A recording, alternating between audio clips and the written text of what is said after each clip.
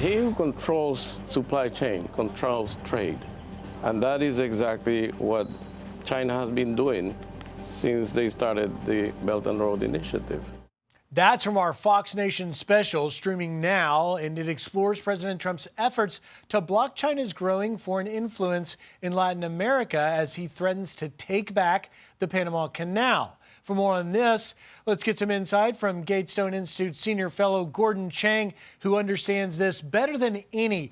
And you know, Gordon, it was one thing to talk about the rising influence of China. You hear that so often in the news because they've been at it for literally decades, not just in the Panama Canal, all over the world. But when you float on a boat, yeah, there you go. You can see our great producers made this map.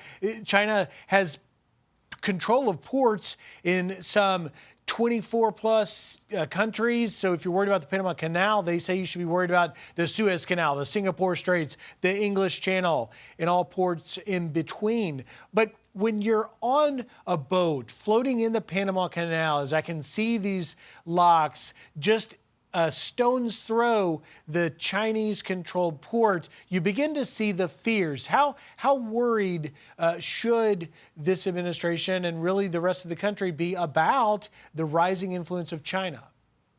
Well, China in the canal zone can block it at any time.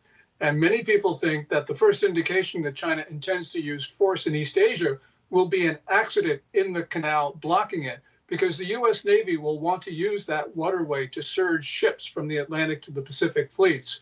And China's port operations, which are at both ends of the canal, can be used by the Chinese military for that very purpose. And China has a lot of other ways to block the canal as well. So really right now, China controls that waterway.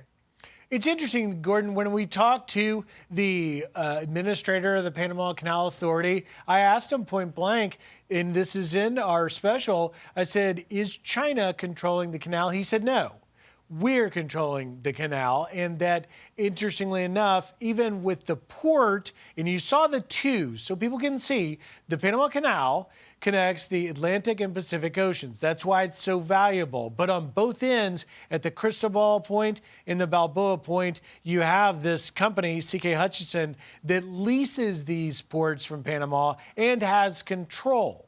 But when you ask the Panamanians about whether or not China could choke it off, they say, no, not at all, because all boats coming in and out of the canal have to be piloted by a Panamanian. But when we stood there as these giant cargo ships went through, I yelled at one of them. I said, where are you from? And all the members aboard said, China. You can see it, but yet Panama says it's not a threat. But you disagree. Well, yes, certainly. So, for instance, on those ships, the crew can take over from the pilot that is supplied by the canal zone, and they could actually ram a lock, and that would block the canal. Or they could scuttle the ship in the Culebra Cut, which is a very narrow passageway. Or China could bring down one of the bridges that it's building over the canal. It's now building the fourth bridge.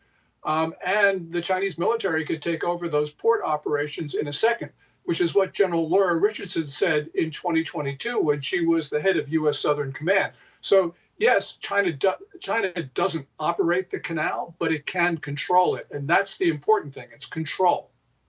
Well, Secretary Rubio, who gave us that kind compliment, his first trip was to Panama, and a takeaway, a tangible, if you will, from that was that apparently they convinced Panama to rescind the lease of the Chinese ports there under what was a Belt Road Initiative that China started to buy up these ports everywhere. That's at least a step in the right direction, right? There were two steps in the right direction, and both were significant. The Panamanian president said he would not extend China's Belt and Road Memorandum, which was signed in 2017. But even more significantly, Griff, just in the last couple of days, we've learned that Panama's Attorney General is now siding with efforts to cancel those two port operations you showed on that graphic, because he's saying that they were extended unconstitutionally. They were extended in 2021 for 25 years. And if we can take those back, that is a very important step because it shows that the United States is willing to use its power along with Panama to make sure that the Chinese can't block the waterway.